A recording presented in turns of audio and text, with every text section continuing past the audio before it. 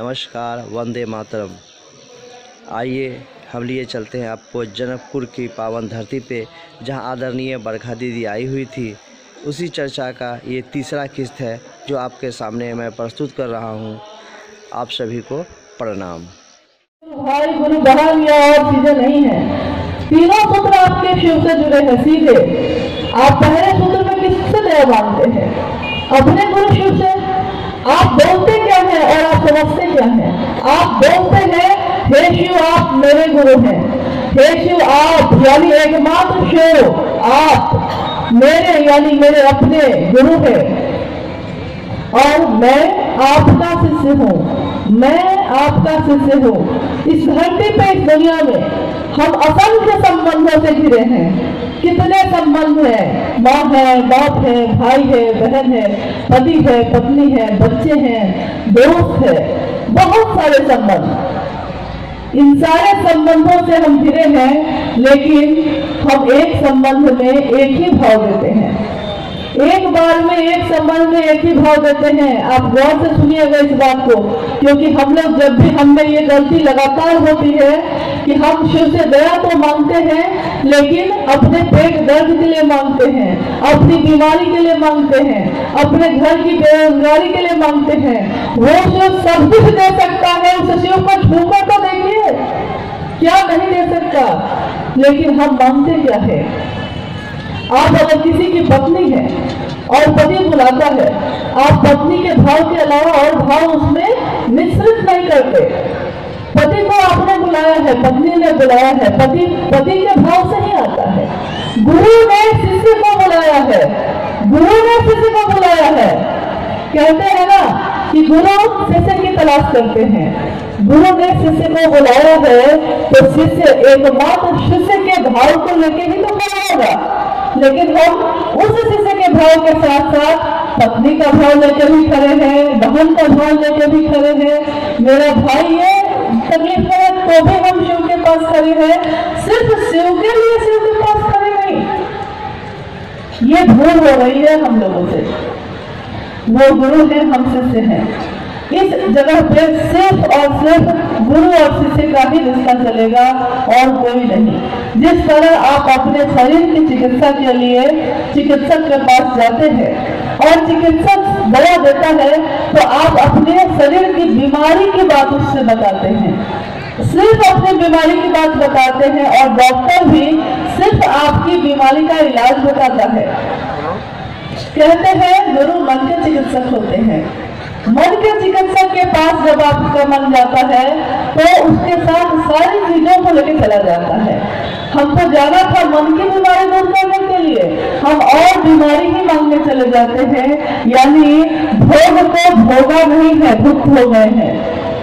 संसार में भोग मिलता है भोगने के लिए। जो साधु होते हैं वो भोग की तरह भोग के चले जाते हैं, लेकिन जो इसमें भुक्त हो जाते हैं, जो इसमें बंध जाते हैं, जो मैंने कहा ना जंजीर चाहे सोने की हो चाहे लोहे की, इस जंजीर में बंध गए हैं। आप झूले पे खुद बैठ गए हैं और कहते हैं कि झूला झूलता क्यों है, हिलता क्यों है? इस झूले पे तो आप खुद बैठे थे, तो झूले का तो स्वभाव नहीं हिलेगा। इस दुनिया में हर वो चीज इकट्ठी हम खुद ही करते हैं, फिर कहते हैं कि हमको दुख क्यों है, परेशानी क्यों है, जबकि दुख और परेशानी वाली सारी चीजें तो हमने खुद इकट्ठी की है। इतना बड़ा साम्राज्य अगर इकट्ठा कर लिया है, उसके बाद कहते हैं कि रात और दिन जगना पड़ता है, रातों को नींद नहीं आती। आपने इकट्ठा किया है खुद ही।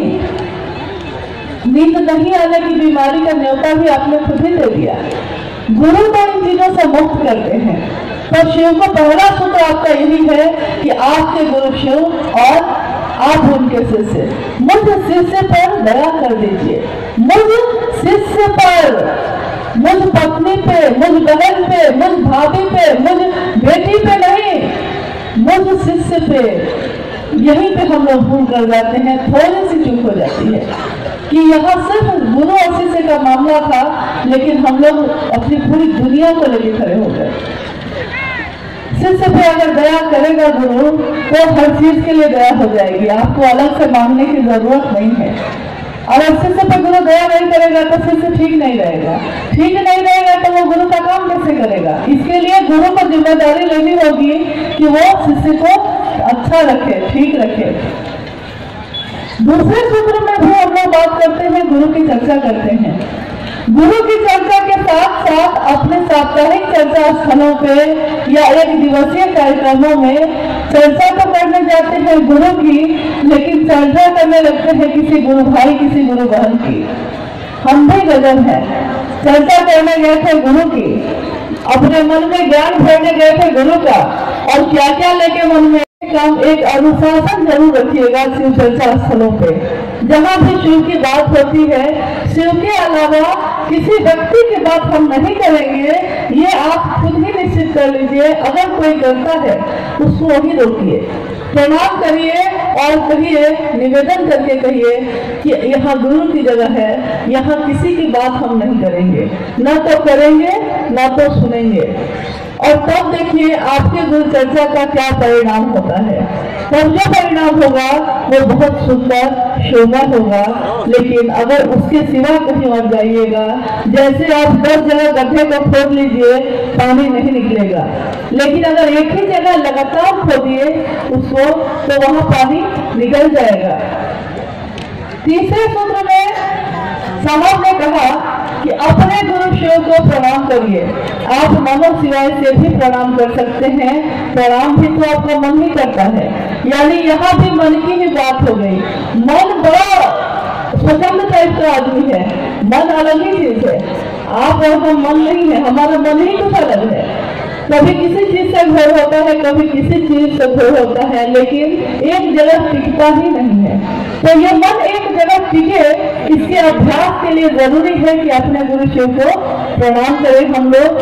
तो हम लोग अपने गुरु शिव को प्रणाम करें। ये 3 सूत्र मात्र करने से हमारी जो मंजिल है, जो साहब भैगानंद जी ने कहा है कि शिव ही हमारी मंजिल है, शिव ही हमारी गति है, शिव ही हमारे गुरु हैं, शिव ही हमारे गंतव्य हैं। हम इस गंतव्य तक पहुंच सकते हैं। आइए